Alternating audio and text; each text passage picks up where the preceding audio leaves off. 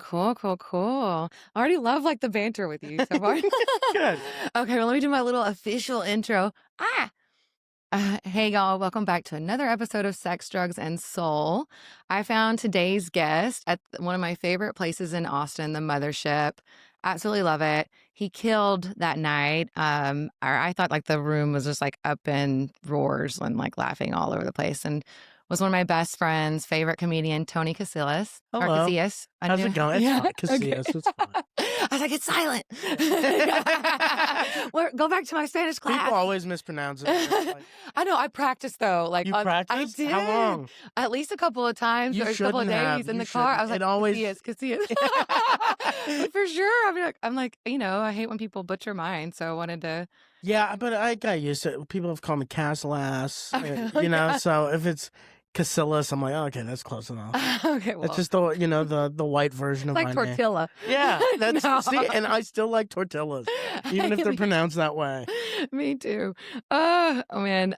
So I want to just first off say, like, I think stand up takes like some of the biggest balls. Like to do it, like the bravery, the courage. Because when I think of like some of my deepest fears, Yeah. I think of like motherhood and stand up. Okay, motherhood. Yeah, motherhood's pretty. I would say motherhood's harder because you have a life that you have to take care of, and if you screw it up, that might become like a school shooter or something. Whereas stand up, if we screw up, we're just like sad and we eat too much cheese fries after our sets. But Is that after a bombing or is yeah, after a bomb, it does suck. I wouldn't say bravery. I think it's it is tough, but it's like it's like a disease. We want people to love us. I think it stems from we didn't get enough love growing up. So we're like, what if these strangers like us? So I wouldn't say brave. I keep that with like soldiers, firefighters. We're just, we just want to be stars. Yeah.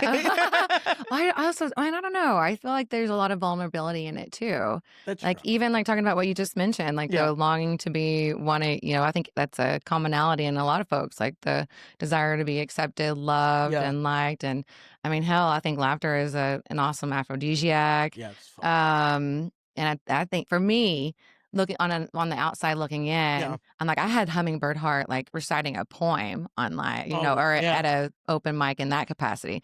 So like just I guess sometimes the pressure I would put on myself to maybe be funny or that sort of thing would be challenging. The only reason I like combated a little bit, is because I think right now stand-up's very cool, and so I see a lot of comics that were very like.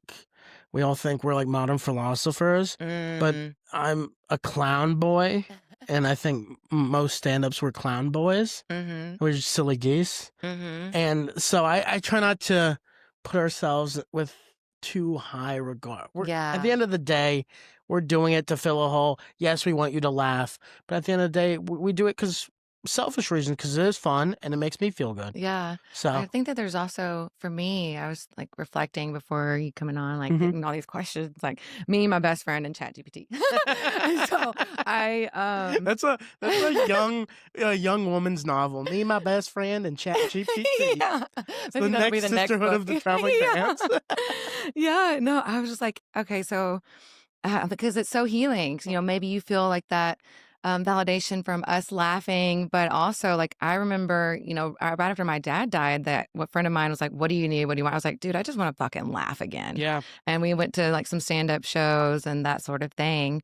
But I guess like since you I said, it is nice when you hear stories like that, or because I've gotten that too, where people are like, I'm going through stuff and I really need it tonight. So I'm not saying I just bravery. I don't know. No, I get your point too. And I like just right now, it's been recent. It's been recent, and I think I've gone through that phase. Like, oh, I am pretty brave, but at the end of the day, I don't know. I think in human life, we all do it because we do certain things, selfish reason, because we want to get something out of it. I don't think there's a single stand-up comic that is doing it for the crowd. At the end of the day, we are almost selfishly doing it for ourselves, which is fine. That's why I think anybody does anything. Yeah. Is, because even, so It's like the intentionality behind it. But it I is like that hard.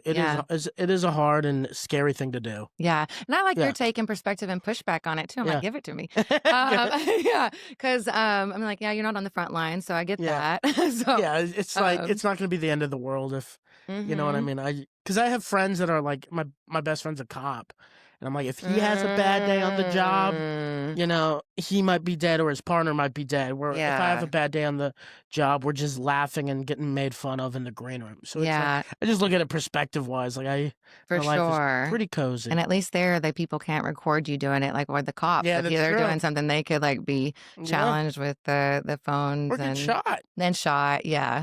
I I've mean, so never many been different shot at on stage, which I'm God like bless. yeah, I'm like, "No, I don't think I've ever been shot at." Maybe dated someone who did something similar. I know we were talking a little bit about some of our trials and Yeah. before going in. So were you the class clown growing up and No, I was so, like, I'm a dorky guy, but I was never, like, bullied or anything. I was never like, because I always moved around. I was a military brat, Mhm. so I moved around, so I always had to, like, adapt to new situations. Mm. So in, like, high school, I grew up middle school and high school, grew up in San Antonio, and, Shirts to be specific, but, I was never like, "Oh, I'm gonna make the whole class laugh." I made, like, the row I was sitting in laugh. Mm.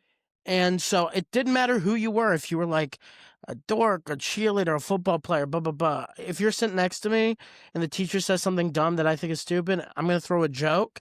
I'm not going to disrupt the class, but I'm going to try to make the people around me laugh. Mm. So that was me. And Okay, I really cool. like how it felt. So I kept, doing it. Yeah, and I was curious if you remembered, like, the first time that you, like, made others laugh and were, like, hooked then or, like, wanted to pursue it, or, like, what was that moment that, okay, you're like, "I'm gonna, like, pursue this, and, like, take the unserious serious and, like, Yeah. start on that journey?" So I always thought I was going to, I love the arts. I thought I was going to work more in film, like behind the Oh, scenes, cool. maybe DP or like screenwriting. Mhm. And then senior year of high school, I got caught smoking weed, and my dad's like a militant, like dictator army guy. So I got grounded for a whole year, couldn't go out, blah, blah, blah. Basically, my senior year is just wiped. And the only thing I could do were like school activities. So I Mm. joined theater my senior year.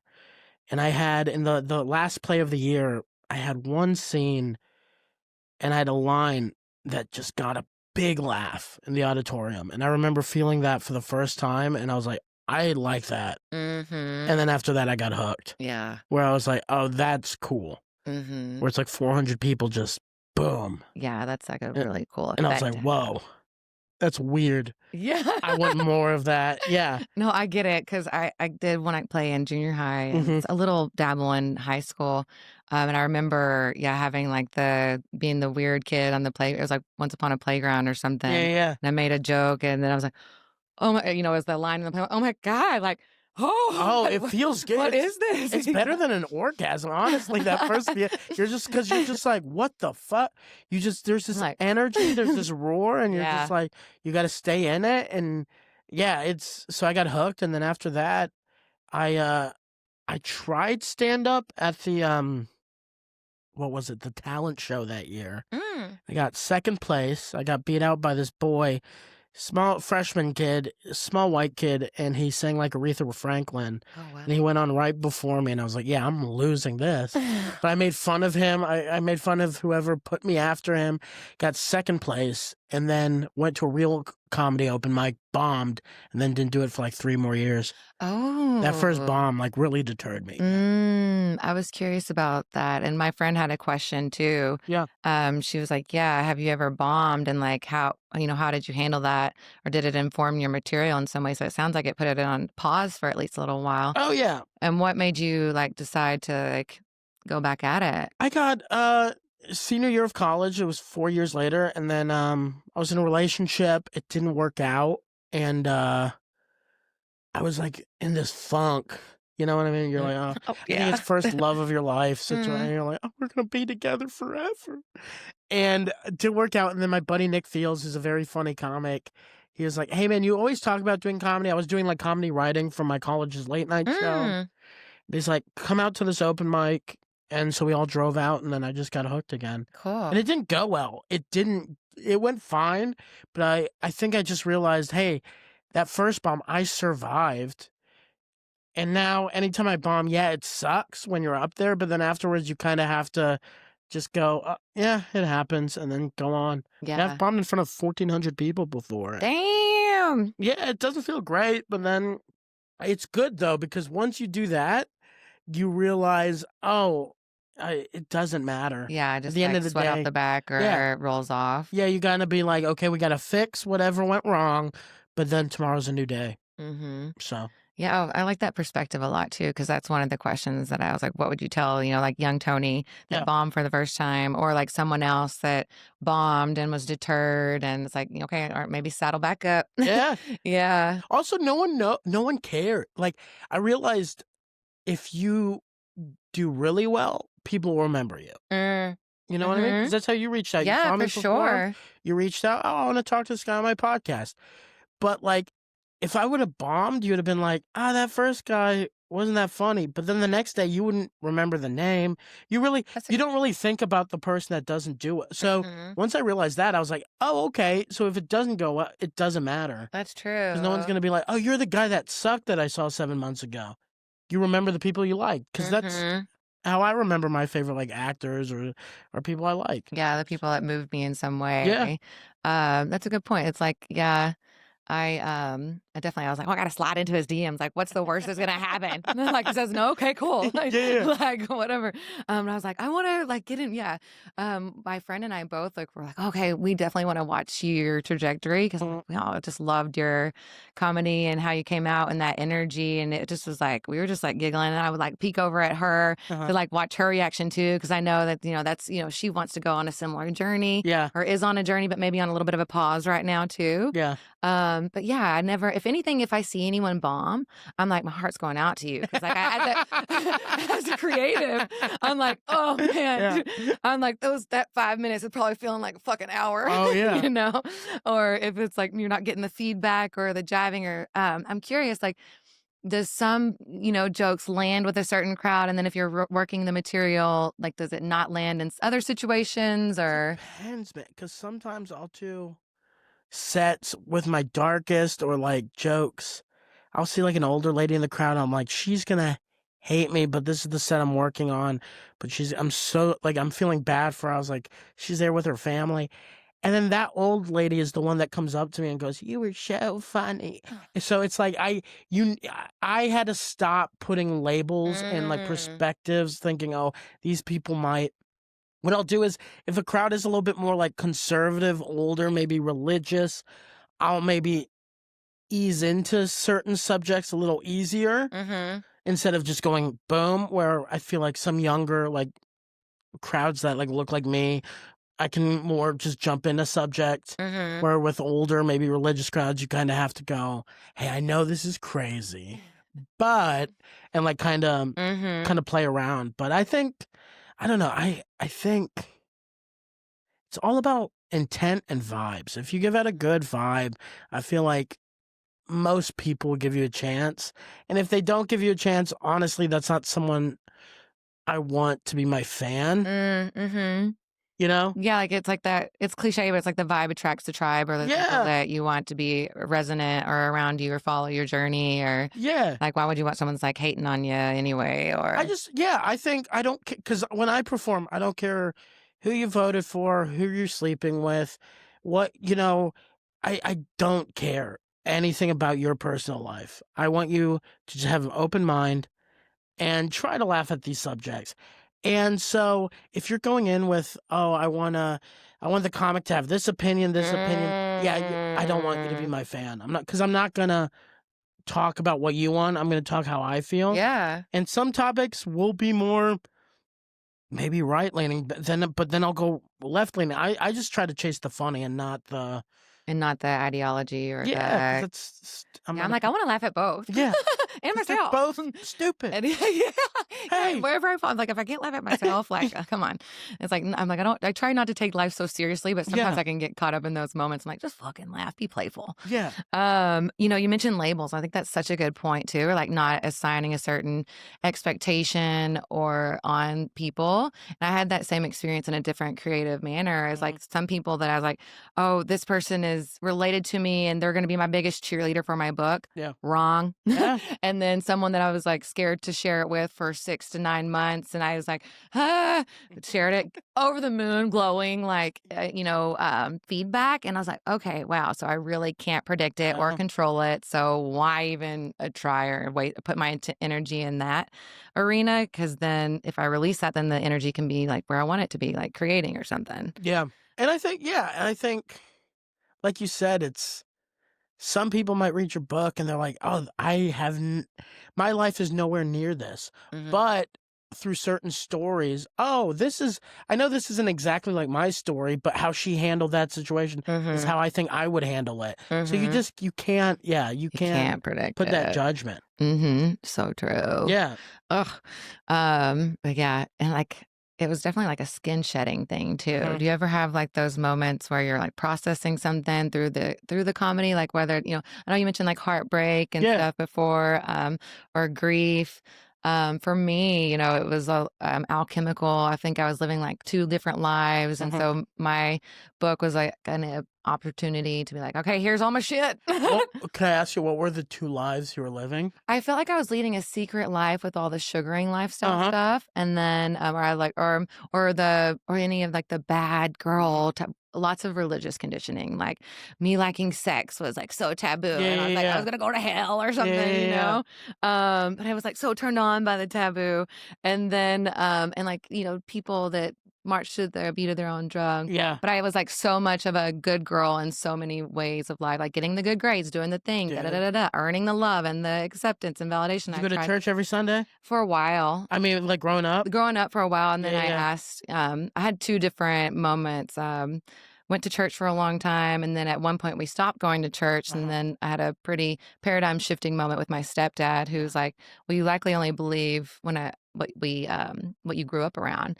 He pulled up like this map of religion on the computer, and it was like color coded. Wow. And I was like, whoa, because they were all like coded by like countries or regions. And I was like, if this is true for religion, like what else is it true for? Oh, that's cool. Everything. That your stepdad did that? Yeah. So it was like I had both. I had like the That's how my church. Mom, my mom was kind of like your stepdad, and my dad was more like the church. Went to mega churches growing up, and I get that kind of religious kind of fear, kind of like, oh, I like this, and but it's scary. No, honestly, and it colors so much of the worldview, like almost everything. Because with stand-up, it's like topics I'm talking about. I remember my grandma was just like upset because she's just like, how can you be, swearing on stage, or you're talking about like certain subjects and making light, and I was just like, yeah, I know it's not okay, but it's like it's getting reactions, so it is relating. And so my thing is always, I always hated that kind of growing up. That's why I'm more agnostic. I just don't like religion, just because I feel like religion sometimes holds people away from art, because they're like, oh, I really like, I remember a kid growing up that I went to church with loved horror movies. But then one time he just goes, I talked to the priest, we can't watch horror movies anymore. This is not good for us. We're getting our brains spoiled. I'm like, it's a goof. We know Freddy Krueger isn't real. Yeah. We just like how it makes us feel. It scares us. We like the over-the-top gore. And like, to me, he was like an aficionado on horror movies. I was like, oh, that could have been maybe the next good horror filmmaker. Yeah. And that religion kind of just took it out of him. So this is not good. Yeah, not following through on that passion because of like the repercussions. Yeah. Wow, that's a good point as far as like religion hindering some like creative pursuits or expression in any sense or form, really. And I think that, I feel like we're here to create in some capacity. Yeah. Whether it's like baking a cake or writing jokes or movies or books, or all the things. Even business to me can be it's like super creative. It's so fascinating to me. Yeah. I had another question that I was going to piggyback off of that, but it was like poof, bloop. I'll just go back to I know you mentioned like your dad about the weed getting in trouble. Yeah. Do you dabble, like, does that help your creative process in today, like weed or psychedelics or any other, like, altered states or? Yeah, I'll write sober. At a coffee shop, I'll get like the uh like 80% I'll do sober, and then I'll get really high, I'll take an edible, and that's when like the goofy comes in. Okay, cool. Where I'm like, okay, this is a little bit maybe like too serious, or this needs to get a little sillier, and then I'll take an edible, and then I'll just get a little silly with it. Yeah. And then the extra 20% comes with weed. No, yeah, I was curious because I'm like I had such a healing experience with mushrooms that I'm like, and they totally helped me. Like if it's a little microdose, they'll help me like with presence and creativity and flow and all that. So I'm like, advocate. Oh, I love shrooms, but like shrooms, that's more just, I gotta just be laying somewhere, just more like processing, which maybe helps in the future if I process myself. But yeah, I don't really, when it comes to shrooms, I'm not very creative with it. I kind of stick with weed. Yeah. Yeah, because shrooms can be you're going on a journey, and I'm like, I don't know if.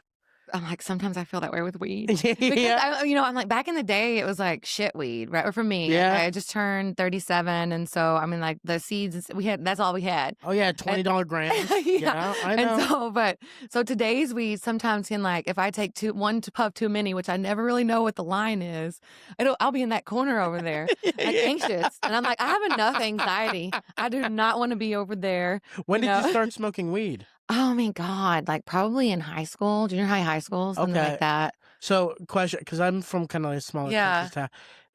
The drug dealer, typical, wore the flat brim hat, had a nice car, too nice for the age, obviously the town's drug dealer. Probably, yeah. I'm like, there is a couple of sources, but I always think it's so funny because like right now they're trying to ban, I think in Texas. Oh yeah. So I think it's just so funny to me. I'm like, this idea that you're protecting the kids. Hey man, you're not protecting shit. The kids are still going to go smoke weed, and it's going to be delivered to them by a guy with a gun who's 22, doesn't know how to use it. I remember in high school, the amount of sketchy situations we put ourselves in. Oh my God, yeah. I asked people coming out outside of a liquor store. Yeah. Some random, I'm like, hey, do you mind buying our booze for the passion party? Yeah.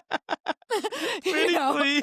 Pretty please? Yeah. But yeah, that's so true. It's like, and to me, like, with all of the fentanyl and stuff and other substances, and in some ways that has kept me from not doing cocaine for several years because of like I'm like, I don't want to dabble. And also I like more like hard expanding the substances versus but also the idea of to me is funny. People are like, the only reason I don't do cocaine is because I don't want to die.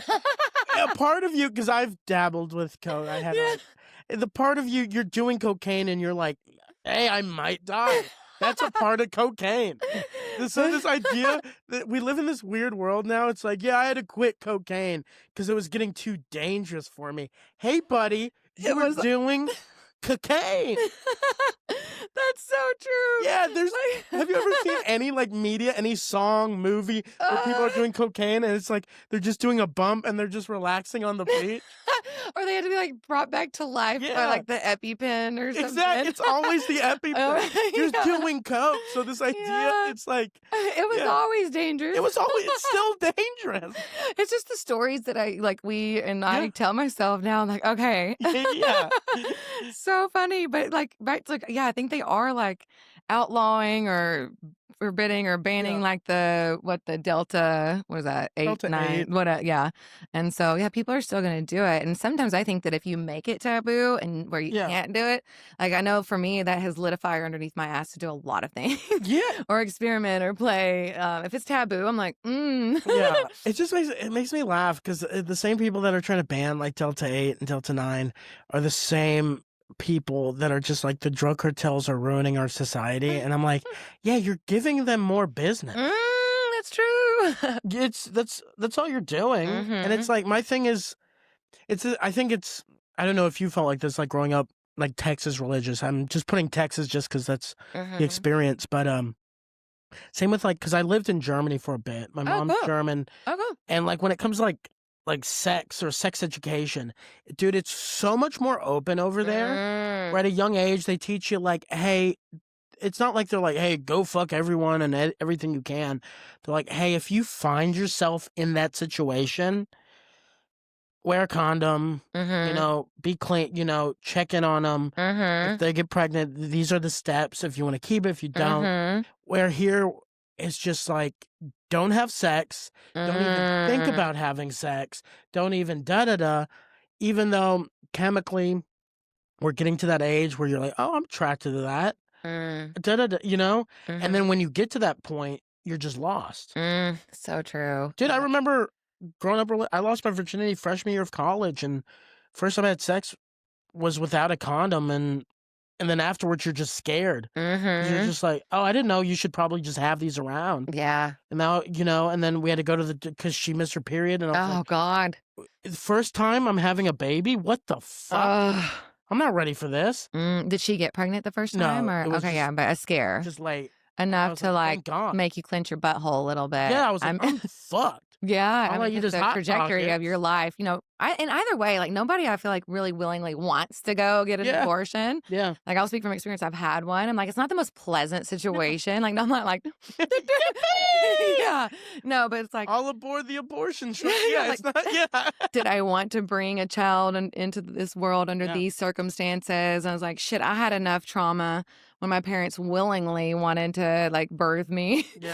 And we saw how that went. That's funny. So I kind of want to do this in a different aspect if I decide I want to have kids. And I think that sex definitely needs to be chatted or talked about more. I think anything. Such a good point. Like my neighbor is French, and he was telling me about him growing up and how much shame and like religious stigma that is baked into like Texas or the U.S. a lot. He said more of like the U.S. in general, and like how they talk about things more, and prepare versus like I feel like if you at least give people the tools that they need when they get in that situation, then maybe they'll be able to talk about it. Maybe they'll be able to make more of a responsible decision, or choose at least consciously to not be responsible, versus just the opposite. And it's just like I don't know. You're just. Because people are going to find, because it's the same thing with kind of like, oh, sex is taboo. Then they'll probably go into porn more. And then, so now those kids are just watching porn, which that's not healthy, Yeah. You're just watching that. And then they finally do meet someone. And now they're trying to recreate what these porn. And so it's all, my thing is like this whole, we're just going to take. It's like, dude, who the fuck are you? I don't, who are you to tell me what to do? To me, it's just always so funny.